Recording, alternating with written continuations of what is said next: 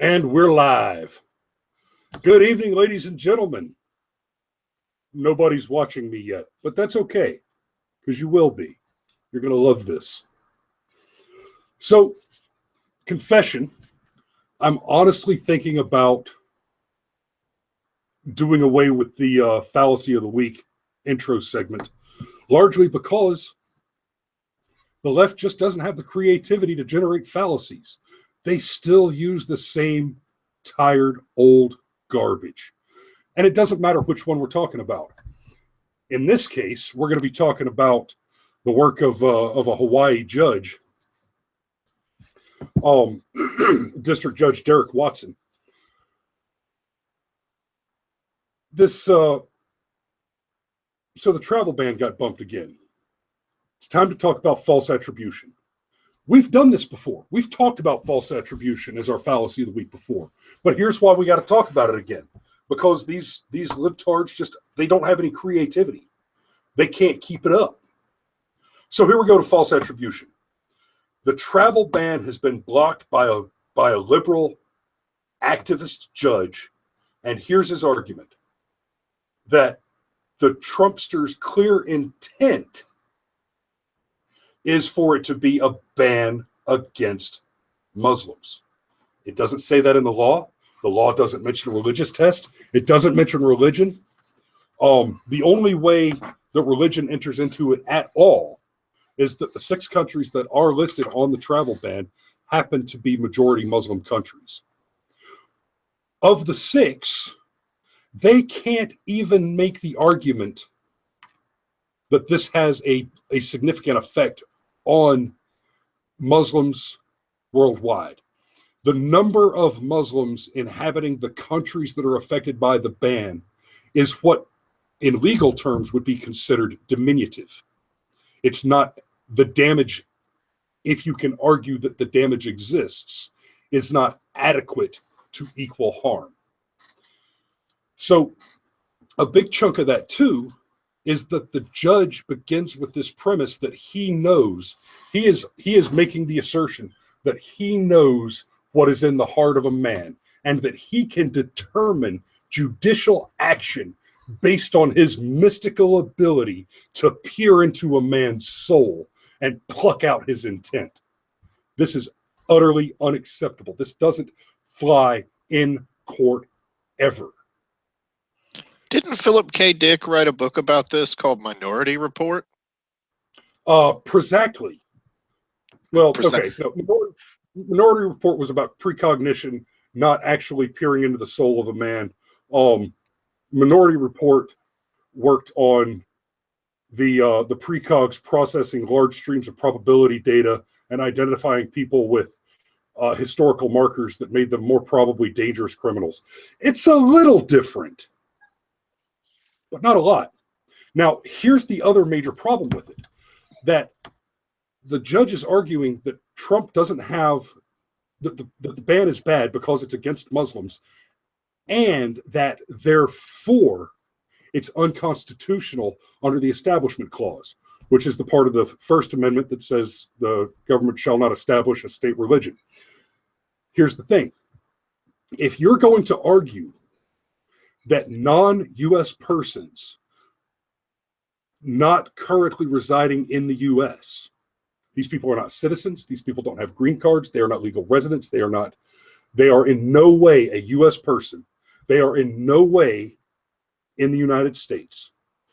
He is arguing that every single human being on the planet is now entitled to have the United States government deploy military force and conduct violent action in order to enforce their right to press, their right to free speech, their right to assembly, their right to keep and bear arms, their protection against cruel and unusual punishment, etc. This judge is arguing that every person on the planet has the rights guaranteed by the United States Constitution. I'd be comfortable with that, but his argument extends to include that the U.S. government is responsible for enforcing those rights. So this guy wants us to put soldiers on the ground to make sure that Christians can go to church in Syria, to make sure that North Koreans are allowed to criticize their government, to make sure that little girls are allowed to go to school in Afghanistan, to make sure that Nazis are allowed to hate Jews in Great Britain. He is arguing that every person on the planet has the utter and complete protection of the Constitution, no matter where they are or what their relationship to the United States is. Hold on just a second. The chat window is blowing up, and it's over on monitor 5, so I got to get it over where I can see it. Well, while you're reading that, I'd like to cycle back to something. This whole religious test idea, and though that somehow it's terrible that our refugees might be asked to undergo some type of religious test, and that the United States has never done such a thing before. That is absolute baloney. If you are in a Sunni-Shia conflict and you claim to be leaving an area that is dominated by Sunnis, and you are a Shia, and you feel as though your life and your family's life is in danger, and you seek asylum, and you say, I'm doing it because I'm a religious and political refugee, one of the very first things Uncle Sam is going to ask you is, oh, well, what religion are you, and what religion are you running away from? So this whole thing that we don't use a person's religion as part of the litmus test for whether or not they qualify for refugee status is just utterly false. Sure, in some situations, people's religion doesn't matter into it at all. But in other situations, especially ones that have sectarian violence and ethnic cleansing and all those other wonderful terms, a person's religion is paramount to whether or not they actually get asylum. Yeah, I think it's fair to say that if you're professing death to America and then want to move here, somebody probably ought to take a second look at whether or not you should be here. Yeah, so I want to switch gears just a little bit. We're going to stay on a similar topic, but let's talk real quick about why something like the travel ban is necessary. Can we do a little history on the travel ban, say? Sure. You got something for me before I move forward? Well, yeah, because this is nothing new, and because I moved my notes around, it's going to take me a second to find. There we go. Just to show that it's nothing new, the law has been that way for a while, and it has been rather selective in its application by many presidents. From what I've been able to find, Carter in April of 1980 banned Iranians under 1182 Section F. Reagan, September of 81, banned Haitians and Cubans.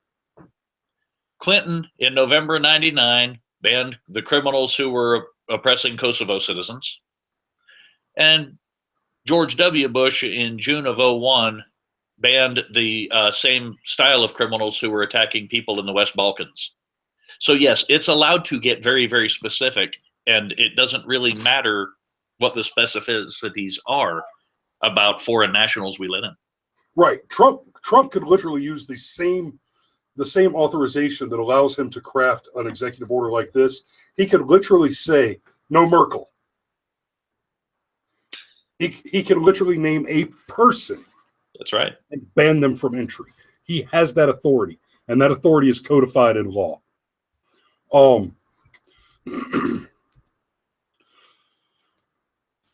So, damn, Steve, you might have derailed me. Oh, I'm sorry. So throughout the campaign, Trump talked about extreme vetting. And the reason that he talked about doing a travel ban was to secure the nation, secure our national interests until his extreme vetting could be put into place. Here's the problem. With most of the countries that we're looking at, that we want the extreme vetting of the refugees and immigrants and the like before we allow them into our country. Where we need extreme vetting, we're talking about people who are coming from countries that are failed states. Okay, what am I going to vet? What vetting? The extent of vetting, the extent of the possible vetting is you can ask questions of the person, and you can ask questions of known associates to whom they refer you. Because here's the problem: the vetting of a person by a government agency, you're talking about background checks, maybe drug screening. Okay, we could. I don't really care if they're high. I care if they're dangerous. I care if they explode, right? I don't want exploding bad guys to come into the country. I've seen some exploding bad guys, right, Zach? Remember November 1st? Knocked up on homemade poppy juice is fine, but outside of that, no. Yeah, but not while wearing a Semtex vest. No. If you smell like cow piss, you might just have to eat a 5.56. So the problem is that they're coming from failed states, which means there's not a government organization, there's not an entity which is maintaining records. You can't do a background check. You can't check to see if they have warrants outstanding. You can't check to see if they have a criminal history. In many of these cases, they don't know how old they are. No joke. I have seen guys that had to be 45 swear to me they were 16. Swore on it. I bet you I've got more than one guy in our comments section right now that's seen the exact same shit. Come on, say something, guys. Tell me you've seen the same shit. I know you have.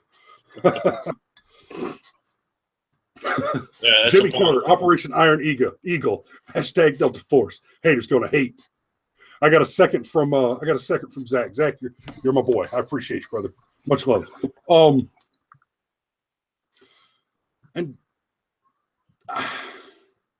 there is no vetting to be done. These people cannot be vetted. Right. So what do you do? I think that's the real reason the left is secretly so afraid of this, because they think in these terms. They will pass a bill like Obamacare with the intention of it failing in 10 or 20 years, so that they can go, oh well, I guess we got to try single payer. So I think the left is looking at what Donald Trump is doing here, and they're going, holy shit, we're never going to be able to vet people from Somalia. And so they're just trying to shut it down before it becomes legal precedent, because the left loves them some legal precedent, don't they?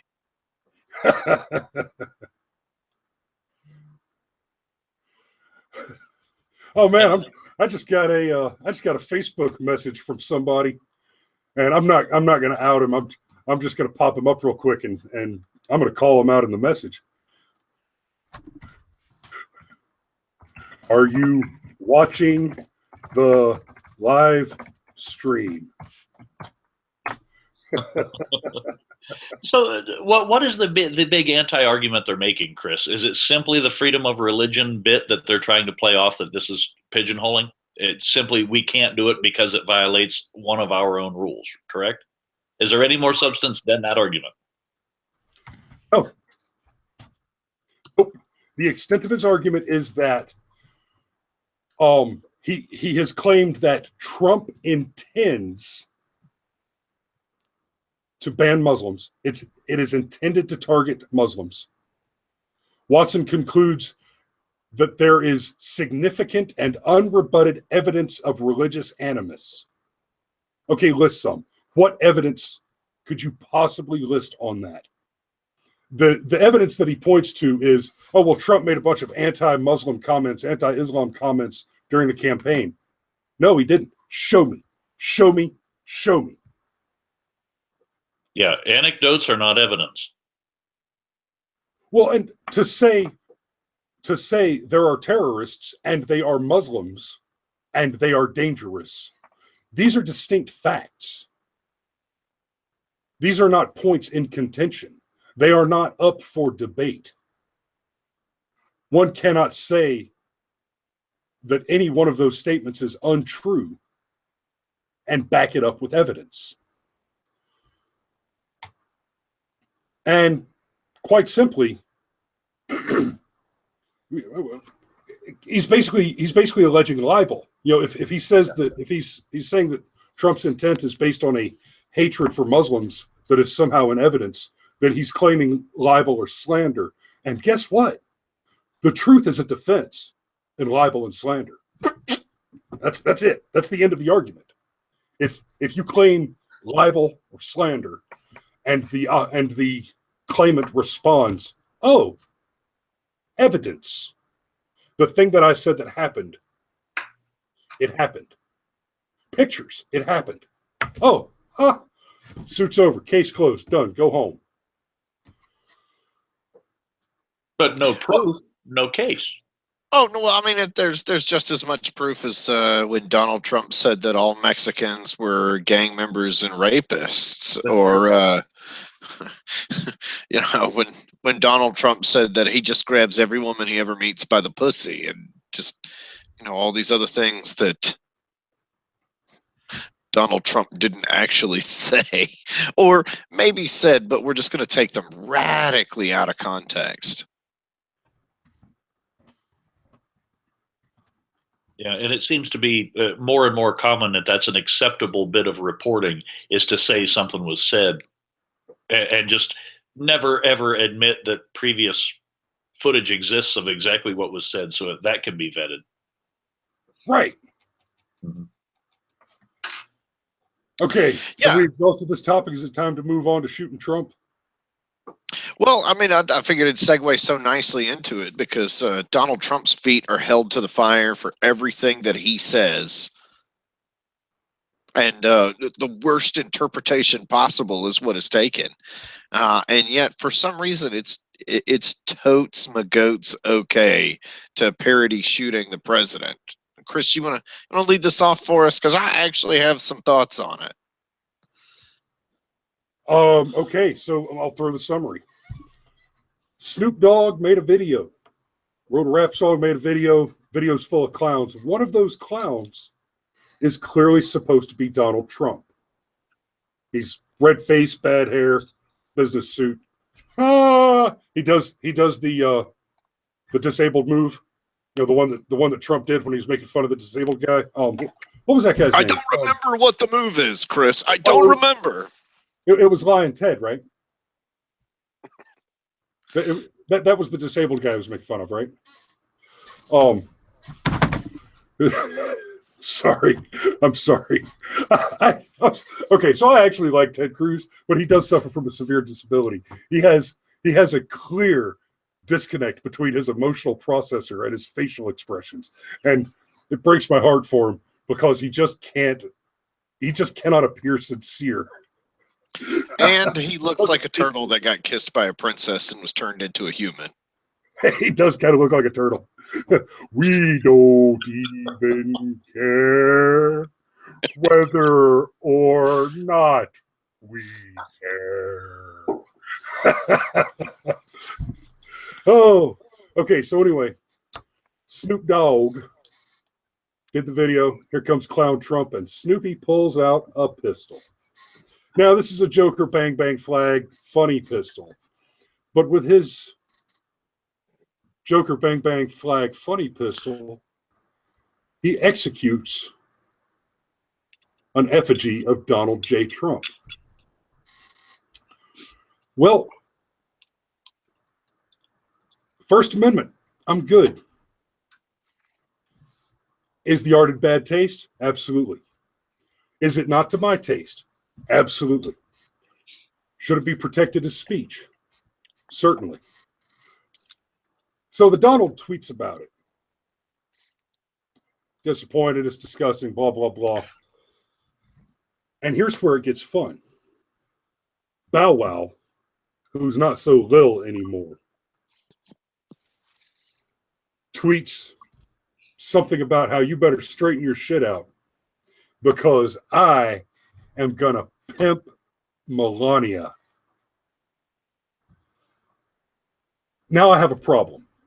That is not a speech expression. That is not I have an opinion. That is a statement of intent. And I will not sit here and argue that he actually intends to do that, except that he said he did. So in this case, I don't have to reach into his soul and sieve out to find that there's intent. I don't have to make up intent. I don't have to pretend intent. I don't have to infer intent. He made the statement, I will take this action. That is intent. Look, I understand that there is a line that's being crossed, but to bring a little Russell conjugation into this, I would say that emotionally, Bow Wow's intent was basically to tell Donald to shut up and get his woman back in the kitchen. And while it was meant to be offensive and it was meant to be crude and certainly was in bad taste, I still think that that this is a First Amendment thing. That there could be a world where somebody making a joke about if Bill Clinton would screw his wife as much as he would screw the interns, maybe she'd be a lot less Nurse Ratchety. Well, I see a world where some libs could interpret that as some type of sexual assault, especially since we live in this age of microaggressions and all that other bullshit. So I'm sorry, I'm gonna have to disagree with what he said. Did it come right up to the right to the line?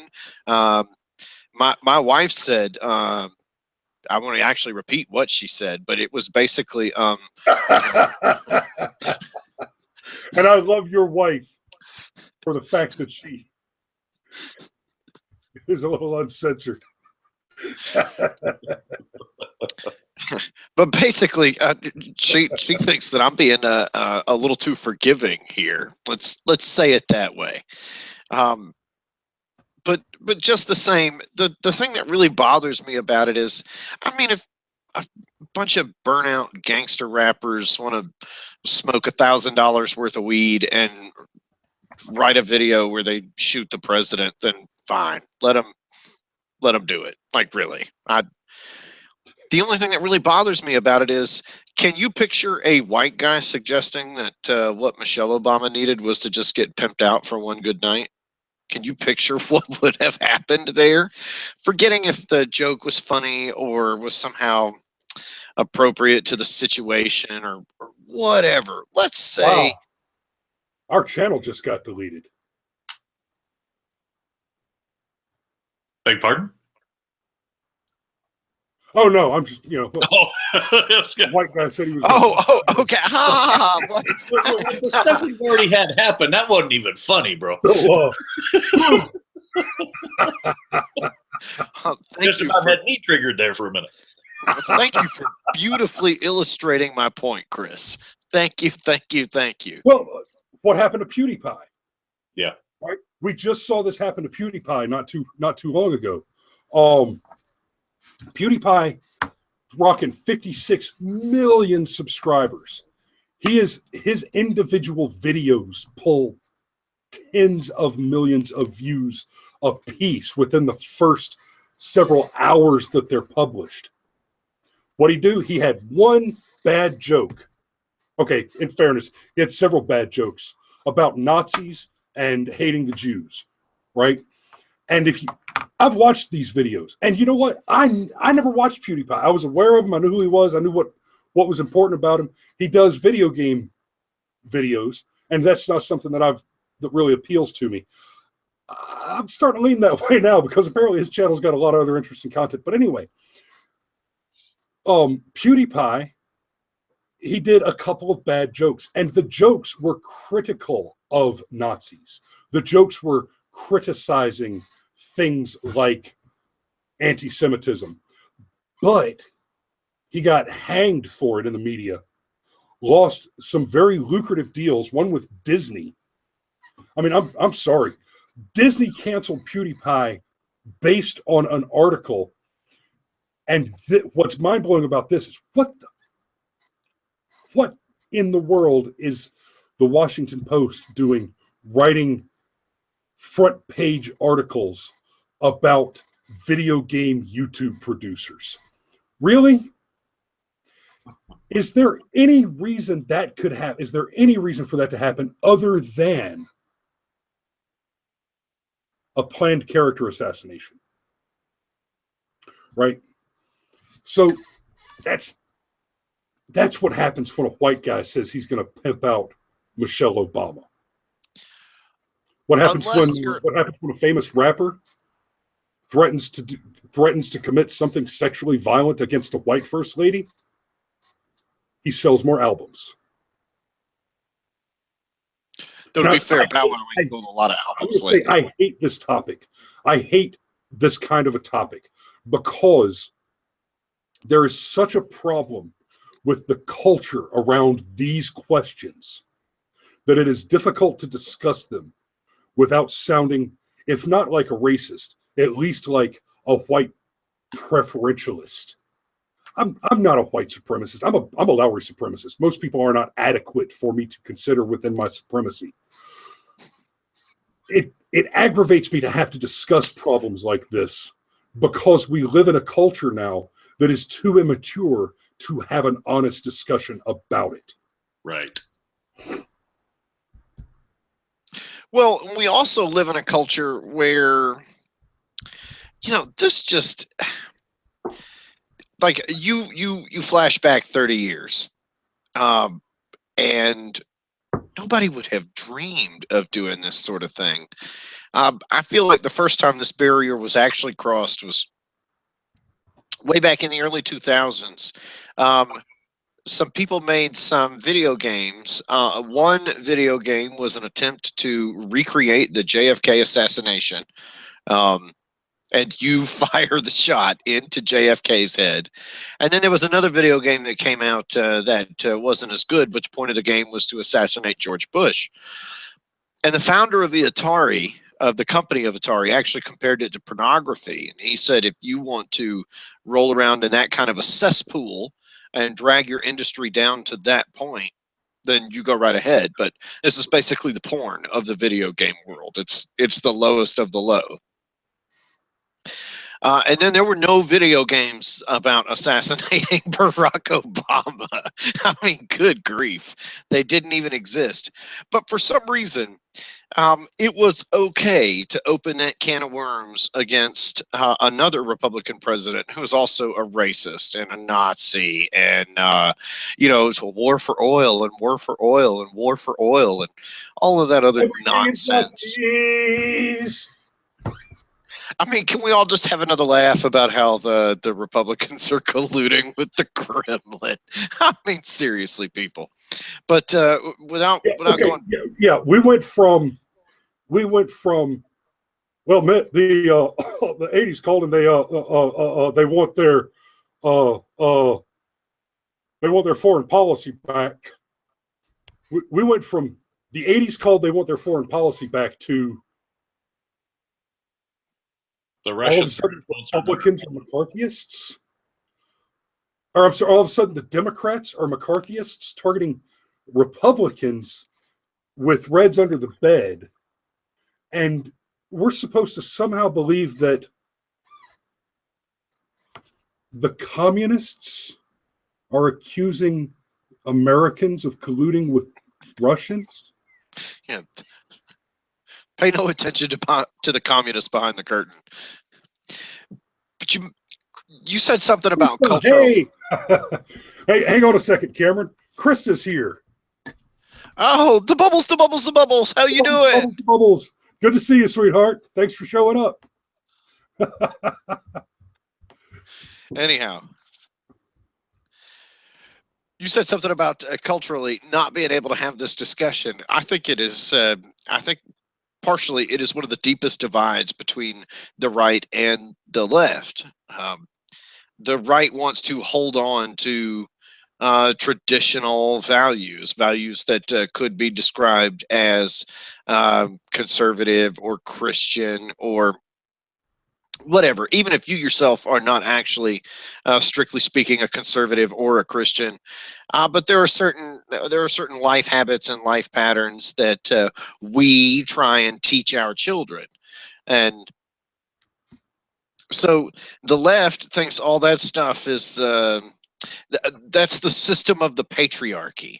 The fact that I want to teach my daughter to carry herself a certain way because I believe she'll get more respect from the men around her if she does. That's not because I actually want what's best for my daughter, but it's because I want to enable my white privilegedness. And when you set things up in those terms, it becomes okay to ignore all of the culture that came before you, because it's worthless and it's baseless and it's oppressive. So now they have to make their own new culture. And the fact that you might want to point out to them, guys, there are certain lines that you just don't cross. Yes, you can cross them. And I'm going to defend Snoop Dogg's right to make these stupid videos all the way to my last breath, because I believe that he's got the right to say it. I even believe Bow Wow's got the right to tweet obscene things. He's bordering on some serious territory, but I think he's got that right. But at the same time, if they've got that right, so does Steven Crowder. And nobody would even know who Steven Crowder's name was if he did something similar. And that is the cultural divide that we have. Now, the left has no problem holding us up to our own standards. But then as soon as the left isn't interested in that anymore, they throw those same standards out. And we cannot even go into certain segments of this discussion, like trying to suggest that part of the problem is that the left intentionally divides us by race and class and teaches us to think of ourselves in intersectional terms. Well, no. We can't talk about that. That's just our privilege. I'm just white-splaining things to you, and I'm just mansplaining things to you. Yeah, okay. And every time I hear white-splaining, mansplaining, blah, blah, blah, blah, blah, blah, blah. No. I am explaining. If you weren't wrong, I wouldn't have to do this. If you were less stupid, I wouldn't have to do this. Well, that's the catch. Aren't you supposed to explain if you know what's going on? If you try to explain it in a way that can be understood by people not in the know, used to be called layman's terms. Now it's mansplaining. At least that's the way I've gathered it. I don't understand. Well, Steve, I can really sum it up for you. It's all your fault because it's something your grandparents did. I think it's actually their grandparents did. Shh! Don't point out that it was the Democrats that were the KKK and that were opposed to women's suffrage and were opposed to pretty much all the things they're suddenly on board with now. Heck, we've seen this happen in our own lifetime where they thought gay marriage was a terrible idea. And like Obama for 2008 thought gay marriage was bad. But Obama for 2012, well, he was cool with gay marriage. Oh, yeah. It's a civil right. 4 years later, he had been for it his whole life. Yep. Because there's obviously no news history to back up what his stance was 4 years prior. Oh, they would have brought that up, I'm sure. Evidence is a funny thing. Funny thing. So, since we're talking about free speech topics, I'd like to shift gears a little bit and move over to Tommy Lauren. Tommy Lauren. Yeah. Lauren, whatever. You know what? I'm not even going to make that comment. She is who she is. Anyhow, so pronunciation of her last name. She's welcome to join us on the show. Yes, please. Yeah, something like that. So Tommy goes on The View. No, I'm sorry, Cameron. I got to stop you right there. Okay, no. Tommy, subscribe, promote us, all that stuff. But I'm sorry, I just don't think I can admit to my wife that I had a conversation with you. I love her, and I want to stay married to her. Who's coming over? Tommy Lauren? For what? We're going to film a video. You're going to what?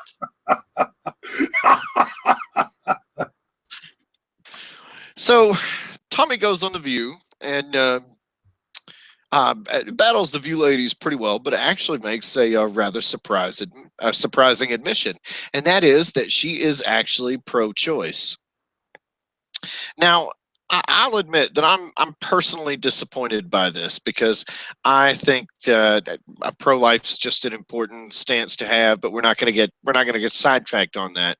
Right. What is important is Tommy did not say that she was pro-choice because of the poor single mother, or feminism is a woman's right to choose, or any of these emotionally based reasons. Instead, what Tommy said was, the same way I want the government to stay out of my guns, I want the government to stay out of my body.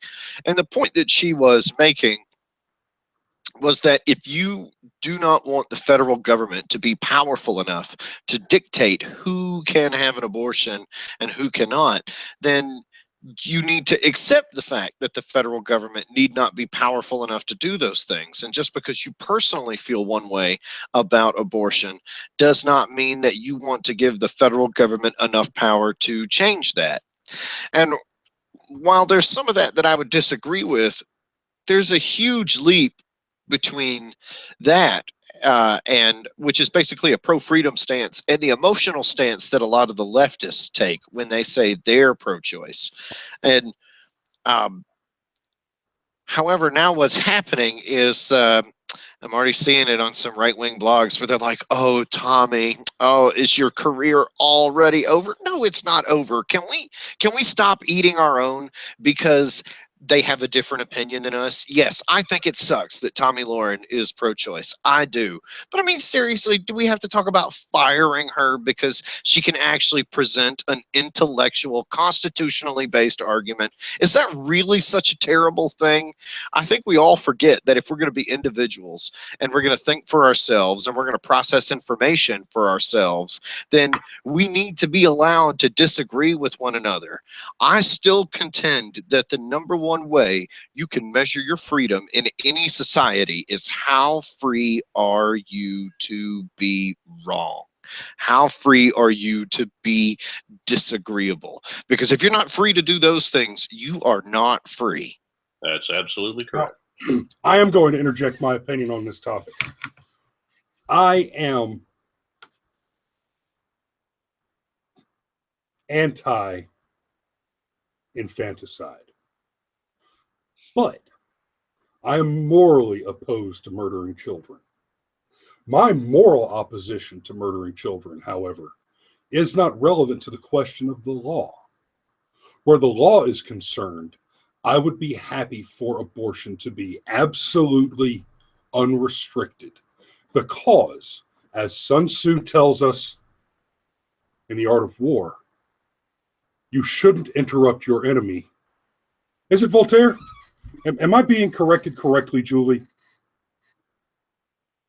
Anyway, okay, perhaps it was Voltaire and not Sun Tzu. Never interrupt your enemy when he's making a mistake, like exterminating his own spawn. That's the thing. That could go either way. I want my children to grow up thinking that it is wrong to have an abortion, that you've made your choice, that once the baby is alive, once the baby has been created, you have made your choice. That is my opinion. That is how I live my life. That is how I want my children to live, and that is how I want good people to do.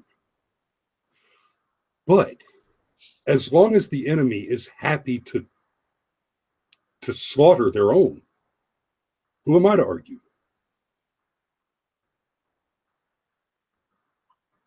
No, like I said, Tommy and I are actually in alignment there with our view of it completely and the reasons behind our view of it. I can't argue with her. It's like I said, I don't care what you do with your body. It's not my job to tell your girls how to live, Chris. Oh, Julie just told me I'm right. Yeah, it was Art of War, which that I'm not sure about the verbiage that Sun Tzu would have used. I'm sure it wouldn't have been so coarse as what you delivered, but the sentiment I'm sure would be the same. Guys, don't interrupt your enemy when he's making a mistake. Yeah. No, I think I would just say, no. Let it happen. Yeah, if he wants to defeat himself, you go right ahead and let your enemy do that. Hey, Cody, you remember this one? This is what we're here for. Just let it happen. Just let it happen.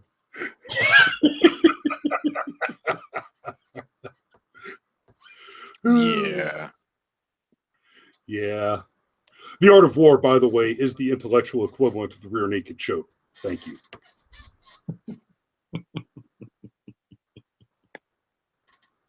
That's probably the shortest synopsis of that book I've ever heard. And accurate. I didn't say it was wrong. I just said it was short.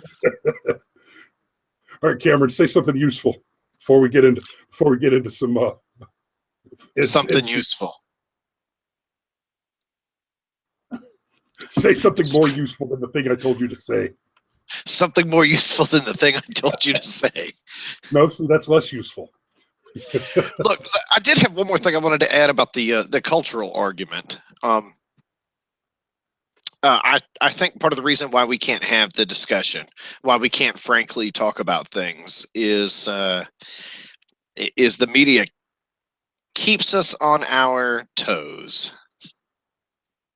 The bubbles. You didn't get it. I'm the one that gave you the nickname Bubbles, and now there's somebody in the comments, people. I'm sorry for everybody that's watching this going, the fuck kind of schizophrenics are these people?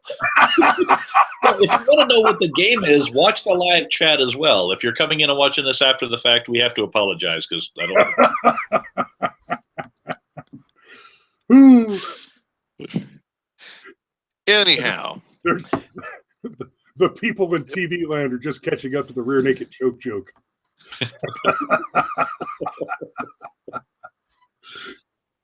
Really funny. I've found zero lag lately. We've all been on pretty stable platforms again. I like it. Yeah. So, anyhow, the left constantly moves the ball and moves the goalpost down, rather, is what I'm trying to say. I actually remember when I was a kid, one of the things that was talked about was when we were a truly equal society, we would be a colorblind society. Now, if you're white and you claim to be colorblind, that is a microaggression. The thing that popped into my head just then was in line with that, because we've talked about it before about MLK being a Republican. Any black Republican now that actually speaks out is considered an Uncle Tom. Would they call a civil rights hero that now? Well, and just the fact that the name like Uncle Tom would even exist, the fact that it would no, Julie, you're right. You cannot please everyone, but at some point you can choose not to be a dumbass anymore too. So there's two sides to that coin. But it's in everything. In Netflix's Iron Fist. I haven't even started watching it yet. But Chris has told me there's all sorts of SJW stuff where the corporation that's been running Danny's business while he was off being a mystical monkey monk. Yeah, they're all greedy white people that want to overcharge people for medicine on purpose. And then you backtrack to Luke Cage, which is basically, I actually found Luke Cage to be incredibly racist. It's a whole show that apologizes for black people about black people. I mean, what? Seriously? That's not racist to anybody else? Am I the only one who saw that as I was watching that show where every single black character? I haven't watched Luke Cage yet. I'm looking forward to it. Well, I have to admit, from a comic book standpoint, it is pretty damn good.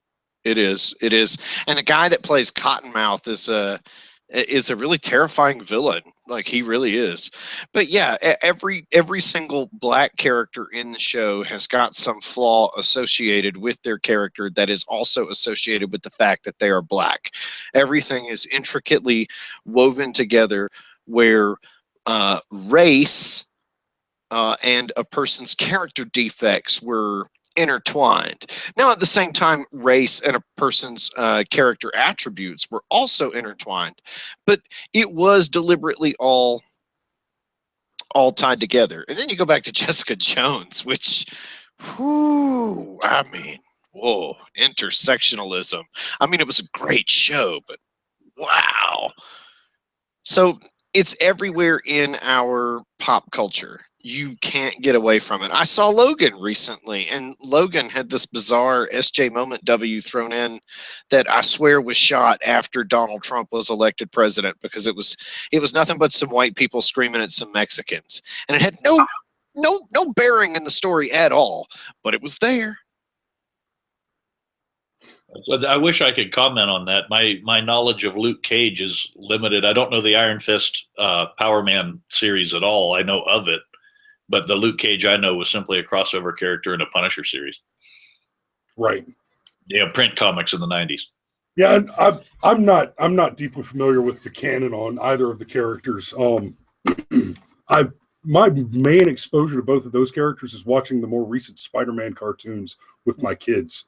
I didn't read their comic books earlier, but I have a subscription to Marvel Unlimited, so I'm going through some comic books.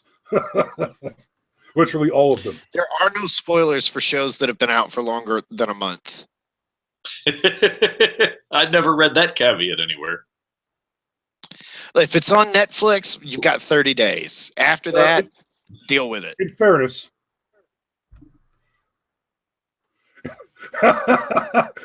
Krista subscribed from all of her accounts. Oh, God love you, woman. Oh, we love you, Bubbles. Bubbles, when we start giving away white hats at the end of the show, we'll send you one, whether you send us an article or not. You'll get it. You'll get it in a minute. Just hang out. Yeah, stick around. It'll become clear. Oh, Cody says, I'm talking about comic books, man. Don't tell people they already existed. So, and real quick, Cameron, as far as the spoilers 1 month rule thing, just point of clarification. Iron Fist just came out day before yesterday. Oh.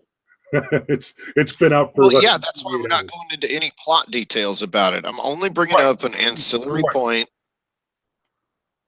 that there's a whole lot of villains in this show that are corporate fat cats that wear $10,000 suits and just want to screw people out of their money, because that's clearly how you get rich, folks. Don't you know?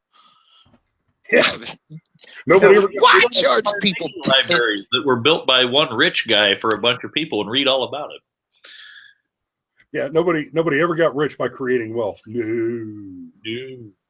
Providing a needed service or industry? No, that they've always existed. Nobody invented that. See, there's something, guys. I gotta talk a little bit to my co-hosts here. There's something we can do a special on. Prior to capitalism, it was the case that all wealth was stolen. Well, that's true. Before capitalism existed, the only way to acquire wealth was to take it, to seize it. The exception being farming surplus, and that's about it. Or you got a merchant's contract with the local royalty, but you had to pay the bullshit fee to get the merchant's contract. But that's not prior to capitalism. That's early capitalism. It's mercantilism before it had developed, but that's the beginning of not all wealth is stolen. It's a good idea. Mark that one down before you forget about it, or you never stop thinking about it. That's okay. We'll have video evidence of it to refer back to later, thankfully. We never watch us. I do. You guys might not, but I might have a problem. Oh. Are you my entire view support there, Cameron?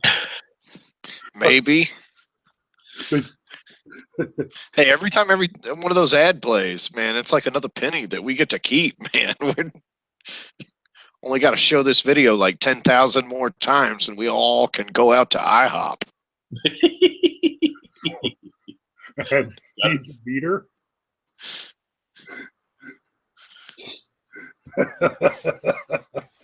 All right, Chris, you ready with a splash screen? No. Make it happen. It's our favorite segment of the week. We can't keep people waiting. Hey, you like that?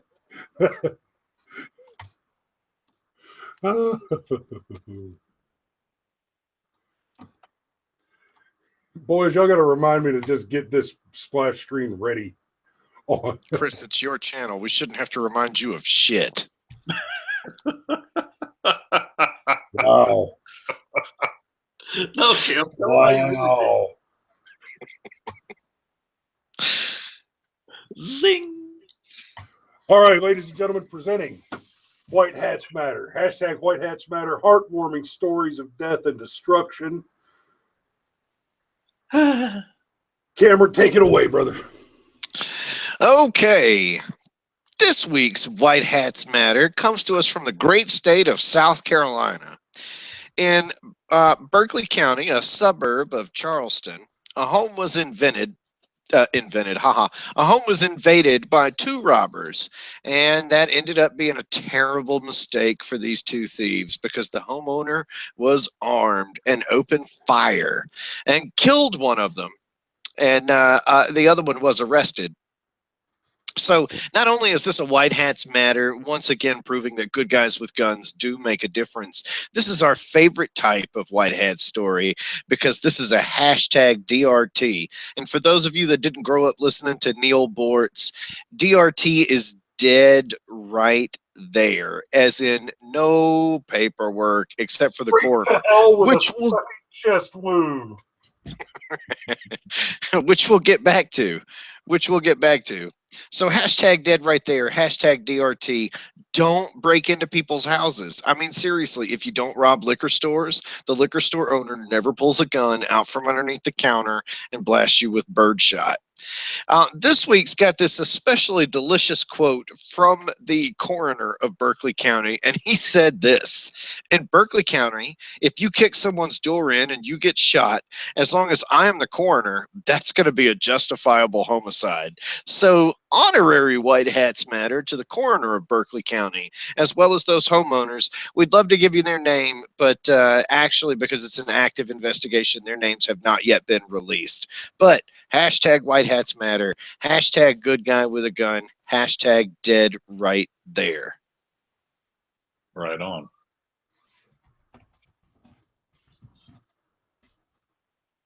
All right.